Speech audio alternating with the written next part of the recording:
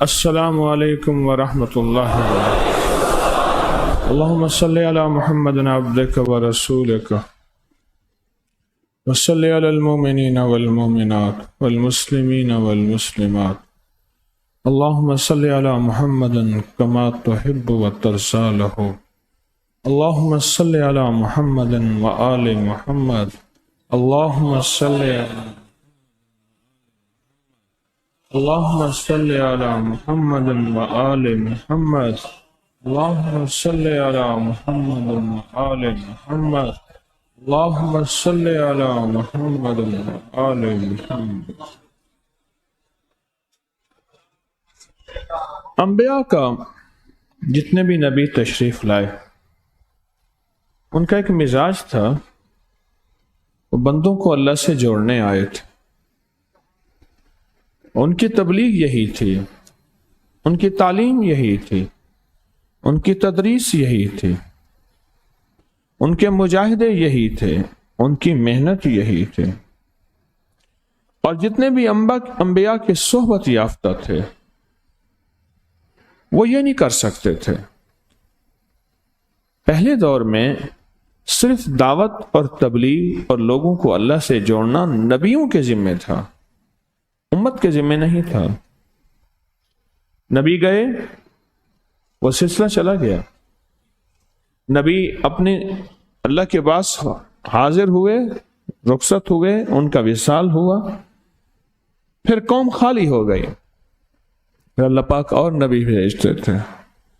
اور میرے آقا حضور سرور کونین صلی اللہ تعالی علیہ وسلم کی روانگی کے بعد امت کو یہ ورثہ ملا، اور امت میں اس ورثے کا وارث آل رسول بنے، وہ حضور کا گھرانہ ہے، اور اصحاب رسول بنے۔ ان کے مزاجوں میں اور ان کی طبیعتوں میں ایک چیز تھی کہ لوگوں کو اللہ کے نام پہ لگا دو، اور لوگوں کو اللہ سے مانگنے والا بنا دو، اور لوگوں کو اللہ کے خزانوں سے لینے والا بنا دو۔ بس ایک صرف چیز تھی، اور یہی جذبہ تھا۔ جو سائل بھی آتا تھا، جو پردیسی بھی آتا تھا، جو محتاج بھی آتا تھا، اور جو منگتا بھی آتا تھا، ان کے دل میں سب کے لیے ایک ہی تڑپ، ایک ہی طلب اور ایک ہی جذبہ تھا، اور وہ یہی تھا کہ لوگوں کو اللہ کی ذات عالی کا منگتا بنا دو، اور لوگوں کو اللہ سے لینے والا بنا دو، اور لوگوں کو اللہ کا سوالی بنا دو۔ اور اعزاز کیا ہے؟ اعزاز یہ ہے کہ آپ یہ دیکھیں کہ بعض کوچیں بسیں ہوتی ہیں، یہ ہوٹلوں پہ کھڑی ہوتی ہیں کھانے کے لیے، ہوٹلوں پہ کھڑی ہوتی ہیں۔ بس کے ڈرائیور اور کنڈکٹر کا کھانا بالکل مفت ہوتا ہے۔ کیوں؟ وہ بس کے لانے کا ذریعہ بنے ہیں، اور ان کا بڑا احترام بھی ہوتا ہے، اور ان کا بڑا اعزاز بھی ہوتا ہے کہ وہ بس کی سواریوں کو لانے کا ذریعہ بنے۔ آپ یہ سوچیں کہ 4 افراد، 20 افراد، 40 افراد کو لانے کا جو بندہ ذریعہ بنا، اس کا تو جو اعزاز ہے، اور جو اللہ کے بندوں کو اللہ کے پاس لانے کا ذریعہ بنے گا، اس کا کیا احساس ہوگا۔ بچہ گم ہو گیا، سارے شہر میں اعلان ہوا، ایک بندے کو بچہ مل گیا، ایک بندے کو بچہ مل گیا، اس نے کندھے پہ اٹھایا، اسے کھانے پینے کی کوئی چیز دی، اور ڈھونڈتے ڈھونڈتے آخر کار بچے کے وارث مل گئے۔ جب بچے کے وارث ملے اور بچے کی ماں نے بچے کو دیکھا، اپنے سینے سے لگایا، روئی تڑپی، سینے سے لگایا، روئی تڑپی، اور پر تھوڑی ہی دیر کے بعد بچے کو بھول کے اپنے محسن کی طرف توجہ، یہ میرا محسن ہے۔ اس کے گھر والے کہنے لگے، یہ ہمارا محسن ہے جو بچے کو ڈھونڈ کے لایا۔ مجھے ایک صاحب ملے،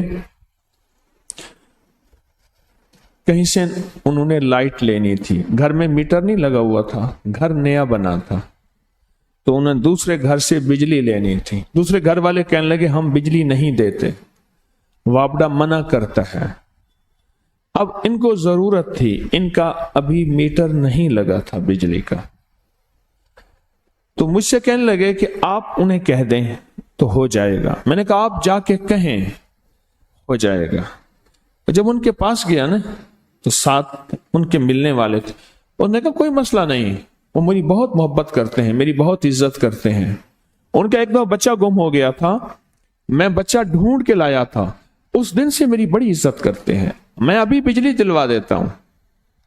مجھے بعد میں کہنے لگے واقعی ایسا ہوا، میں ان کو لے کے گیا، ہم نے 100 منتیں کی، ہمیں انکار کیا۔ ان کو دیکھتے ہی کہنے لگے لگتا یہ ہے کہ بجلی کے لیے آپ انہیں لائے ہیں، ان کو انکار نہیں کر سکتے، آپ اپنی تار لگا لیں، آپ اپنی تار لگا لیں۔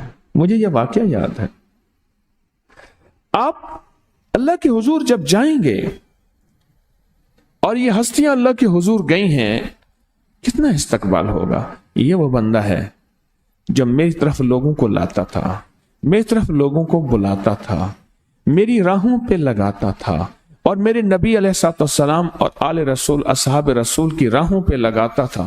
اللہ کے ہاں اس بندے کا بڑا استقبال ہوگا، بہت استقبال ہوگا۔ اور تسبیح خانے کو اللہ نے ایک مزاج دیا ہے، تسبیح خانے کے ساتھ نسبت رکھنے والا بندہ جہاں بیٹھے وہاں چلتا پھرتا وہ سفیر بھی ہے، معالج بھی ہے، اور دکھے اور انسانیت کے لیے سچی راہیں دینے والا ہے، بہت زیادہ، بہت سچی راہیں دینے والا۔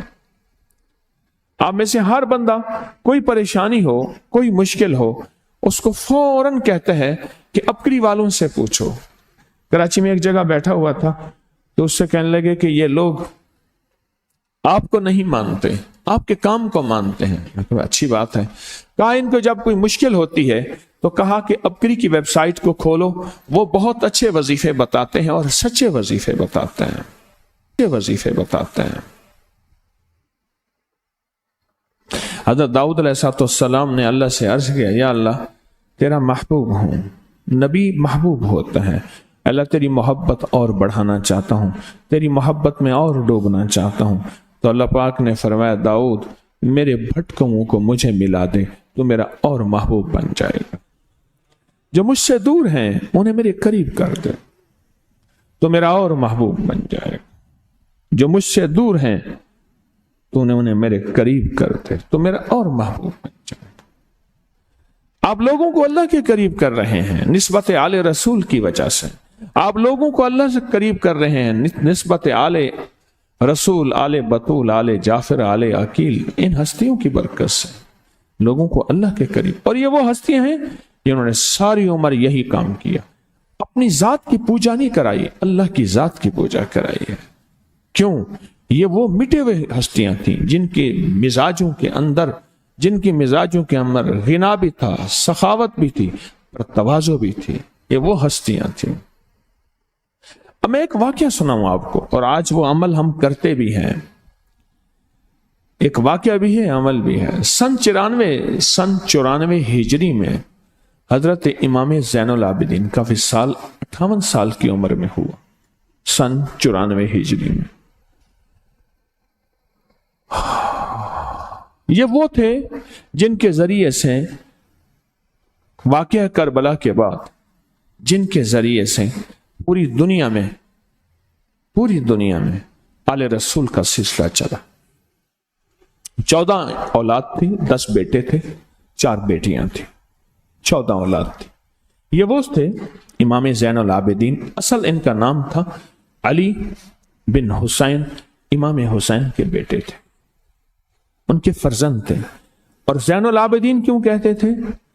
اتنی عبادت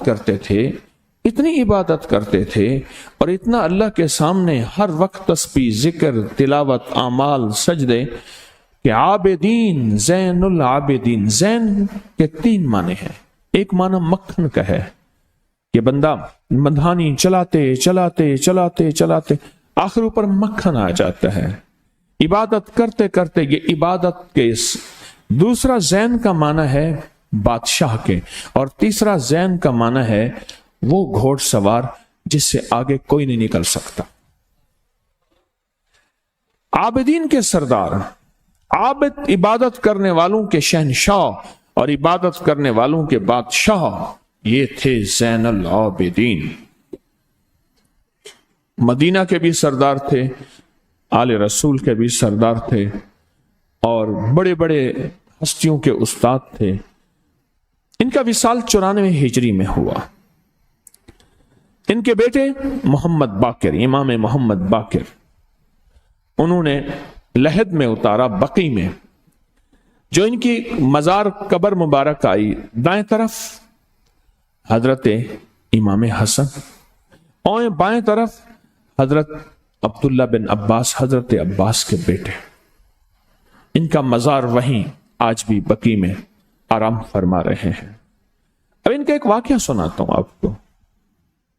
یہ وہ تھے جنہوں نے کربلا کے واقعے کو دیکھا، اس غم کو آنکھوں سے دیکھا، اس غم میں شریک تھے۔ یہ وہ تھے جو ہر وقت روتے تھے، ایک ایک لمحے کو یاد کر کر کے، ایک ایک پل کو یاد کر کر کے۔ پر عجب انسان تھے، عجب ان کے حوصلے تھے، عظیم ان کی عظمتیں تھیں، اور حیرت انگیز ان کا وقار تھا۔ کیا کرتے تھے؟ اگر کوئی ان پہ تان و تشنی کرتا، لعنت کرتا، تو روکتے تھے، نہیں، آل رسول لعنت کرنے والے نہیں، آل رسول لعنت کرنے والے نہیں، آل رسول دعائیں دینے والے ہیں، درگزر کرنے والے ہیں، یا اللہ کے بندوں کا معاملہ اللہ کے سپرد کرنے والے ہیں۔ قاتلان حسین میں ہر ایک شخص کا انجام برا ہوا، ہر ایک شخص کا انجام برا ہوا، اور اتنا برا ہوا کہ عبرت کی اخیر تک ہوا، عبرت ناک ہوا ہر ایک شخص کا۔ تاریخ کے ورق گواہ ہیں، کوئی ایک شخص ایسا نہیں، پھر وہ نہیں، ان کی نسلوں کے انجام برے ہوئے اور برے ہوئے۔ مجھے مدینہ منورہ میں بہت پرانی بات ہے، ایک صاحب ہیں، انہوں نے بہت ساری کتابیں لکھی ہیں، مجھ سے کہنے لگے، میں نے ایک دفعہ ان سے پوچھا، آپ اشراف سے ملتے ہیں؟ کیونکہ ہم یہاں سید کہتے ہیں، وہاں اشراف کہتے ہیں، شریف کہتے ہیں، اشراف سادات کو، اور وہاں کے سادات واقعی سادات ہیں، کیونکہ وہاں کے شجرے محفوظ ہیں، وہاں کے نسب محفوظ ہیں، وہاں کے شجرے محفوظ ہیں، وہاں کے نسب محفوظ ہیں، اور وہاں کی ایک ایک چیز محفوظ ہے۔ یہ سرگودا میں نا، سرگودا کی پٹی اس طرف ایک قوم ہے، اسے مخدوم کہتے ہیں، مخدوم قوم ہے، یہ اصل قبیلہ مخزوم ہے۔ حضرت ام سلمہ میرے آقا کی جو بیوی تھی، ام المومنین، وہ بھی قبیلہ مخزوم کی تھی، وہ مخزوم بن کے مخدوم بن گیا۔ یہ عرب کے لوگ ہیں، یہ عرب کا قبیلہ ہے۔ ام سلمہ جو تھی میرے آقا کی زوجہ محترمہ ام المومنین، وہ بھی مخزوم کی تھی۔ وہاں کے ہر نسل محفوظ ہے، وہاں کوئی بندہ سید بننا چاہے نہیں بن سکتا، اور وہاں کے مزاجوں میں یہ بات ہے ہی نہیں، ان سب کو اپنے قبیلوں سے پیار ہے۔